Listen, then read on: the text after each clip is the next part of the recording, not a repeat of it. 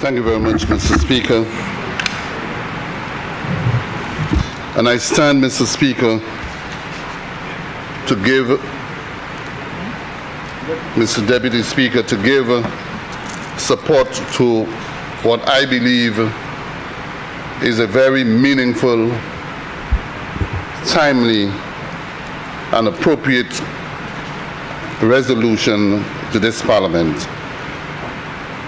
which seeks to grant the Minister for Finance to borrow an amount of $6 million from the African Export-Import Bank to finance the construction of social infrastructure and other facilities damaged or destroyed by Tropical Storm Brett under the Education Rehabilitation Climate-Linked Facility. Mr. Speaker, I believe this more or less identifies this government, this administration, an administration of inclusivity, collaboration, and of course, unity, committed to the cause of the people of this country. And when we speak of people, Mr. Speaker, for us, the foundation of our community, of our society, of our country is embedded in the future of that country, and that future lies in the young people of this country. So oftentimes when we condemn young people for being cause of some of the social problems rather, which we are encountering in our society, be it crime and antisocial behavior, there is indeed a silver lining, one that is very bright, in the potential of our young people when we consider their performances, be it in academics, in sports, in cultural activities, or social endeavors. When they demonstrate their performance, their potential, by virtue of their performance, this country has a bright future ahead. And the only way we can deliver on and fulfill that bright future is through the genuine support of a government that cares. A commitment that is necessary, not merely to speak about things, and in some cases, sweet talk, fancy talk, no delivery, but to demonstrate in reality our commitment to the needs of our people, particularly our young people. And therefore, Mr. Speaker, I must commend the Prime Minister for what I consider to be his passion, his commitment, and his dedication to that cause of reaching out to the people of this country and reaching out to all and sundry, whether it's the poor, the marginalized, the professional, the young and upcoming, the youth particularly, the children of this country. We have seen it demonstrated without the benefit of a doubt that this government cares and it reaches out to our people. To the minister responsible for education, I must commend him also on his love for what he's doing, his commitment, his dedication, and his passion. And oftentimes when he makes his presentations to cabinet, you can feel that passion, that commitment, and that dedication, and his determination to reach way beyond the limits established by those who believe that they established limits. And so, Mr. Speaker, for me, it means a hell of a lot, because as we speak of poverty in this Parliament, and we claim to believe that we know what is poverty, we heard the Minister for Equity when he made his presentation earlier, and his own experiences as a young man growing out of poverty. I can associate to that. I can associate to it because out of poverty, and the Prime Minister made a statement early on, and it certainly touched me, and that is the issue of being poor does not mean that you should not aspire to educate yourself. And in many instances, and I think he is the one who said it, we have seen young men and young women who, though performed, got to the point of resistance where they could not overcome the adversity and to get to a location, a position to continue that excellence. But Mr. Speaker, my commitment has been demonstrated over the years, and I feel proud that in a number of cases we have seen governments respond to some of those situations, particularly in my constituency. Mr. Speaker, as far back as Equip and BEEP, even while in opposition, I recall at least appealing to the then government to respond and to do and to fulfill some of the commitments made under the Equip and BEEP program. I appealed for the Methodist school, and I'm proud today as a past student of the Methodist school that we have seen with the commitment of the government, the completion, or I should say the commencement and completion of the Methodist school after years of promise. We also, that is the Gordon and Walcott Memorial School.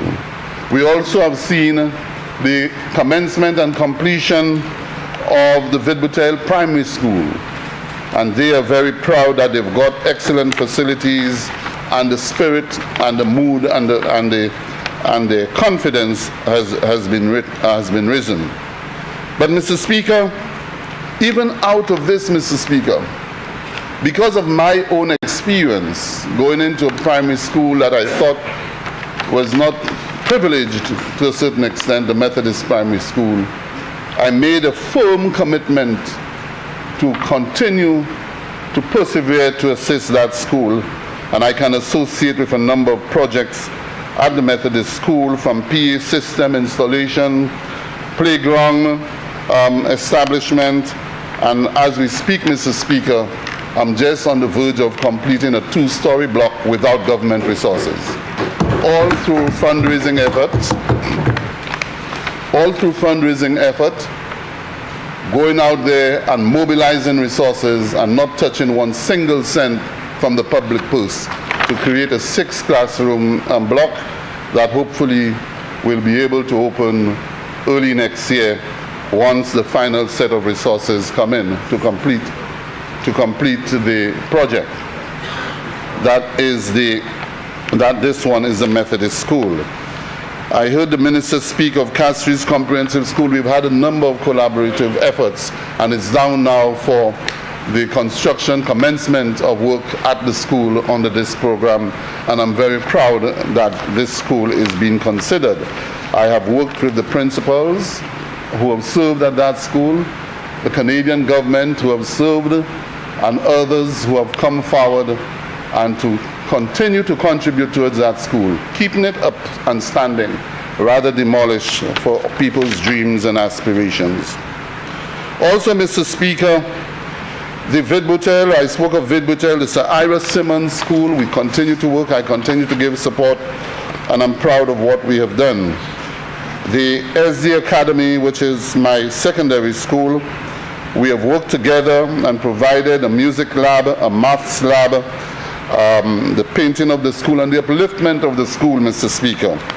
St. Mary's College, the assembly hall, computer lab, all through support from various agencies and private sector. And this week, Mr. Speaker, the Prime Minister was very gracious, last week rather, the Prime Minister was very gracious in approving a grant to the St. Mary's College for the commencement of a multi-purpose court to the value of $68,000 as the government's contribution. Then you have the St. Joseph's Convent, Mr. Speaker, and again, through the CDP program, we have been able to give them a grant of $75,000 for their own construction of a new court on the grounds of St. Joseph's Convent, so as to relocate and to surrender, through negotiation of course, the existing court at the lower level for the general public.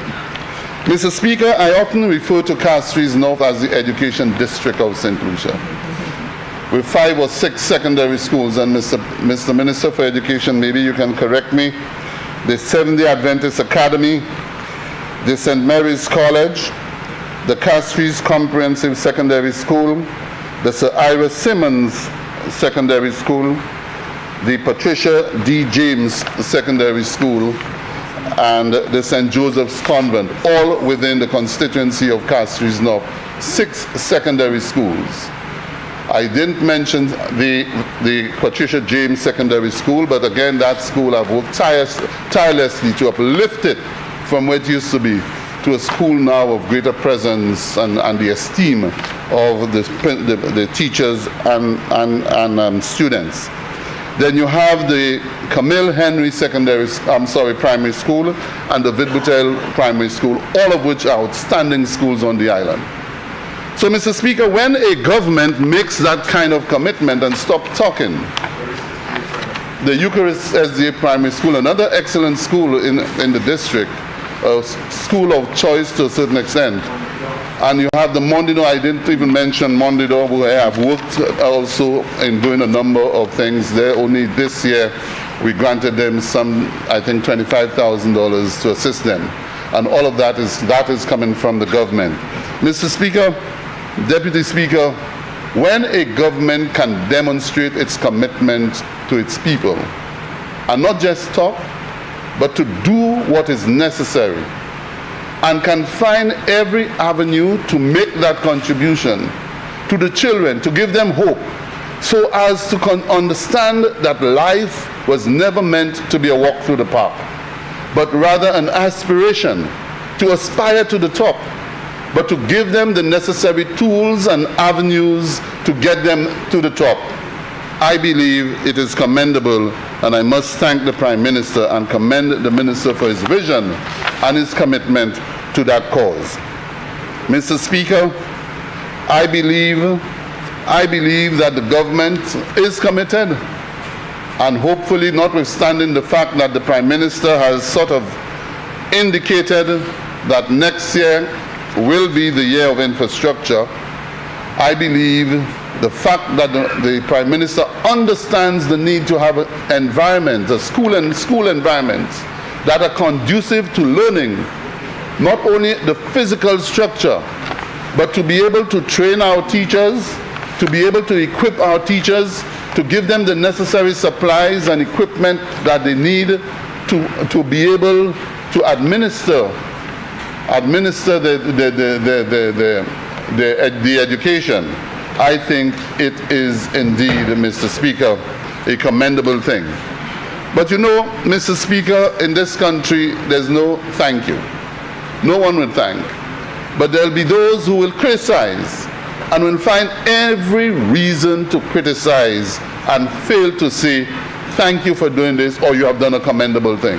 Mr. Speaker, I want to commend the Prime Minister and to commend the Minister on what they have done. And I can only say, Mr. Speaker,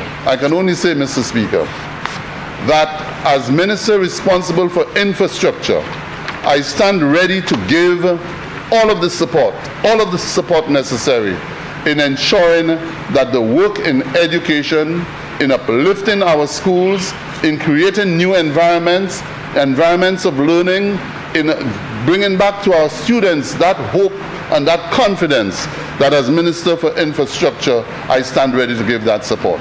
And next year, Mr. Speaker, as we deal with the Year of Infrastructure, we also will be launching another program that will speak to addressing the deficits in infrastructure, and not simply road infrastructure, roads, bridges, culverts, etc., but also giving support to infrastructure in telecommunications, energy, utilities, public utilities, and loose lake, water, telecoms, to strengthen our infrastructure and to prepare us for the year 2030. This, Mr. Speaker, I believe is important, and therefore that support will not only sit in the realm of only the subjects directly associated to the Department of Infrastructure, but, Mr. Speaker, will also give support to the other sectors, support to education, support to tourism, support to agriculture, ensuring that the infrastructure necessary for those sectors are made available by the year 2030, so that those other sectors, those other departments, other ministries now can then design their programs, understanding that they will get the infrastructure necessary, whether it's the roads, whether it's the telecommunication system, whether it's electricity, whether it's water, whatever the case may be, the necessary support infrastructure will be coordinated through a national strategic plan that we hope all will come on board and join with us. So, Mr. Speaker, I therefore end here by commending you, Deputy Speaker, by commending the Minister for Finance for having seen the need and having the foresight to access the African Export-Import Bank. And I believe St. Lucia must have been the first country in the Caribbean to have accessed the offer of the bank, first country to be very expedient in its application and to be able to get approval for this $6 million, which will be a start in the way forward. Now, some jokers will sit down and laugh and make a fool of themselves, but Mr. Speaker, the point is that this government is committed. This government is not bluffing. This government knows when it speaks, it means what it says. And that is the difference between this government that I'm part of and what I used to be part of. That is the difference of the two administrations. I thank you.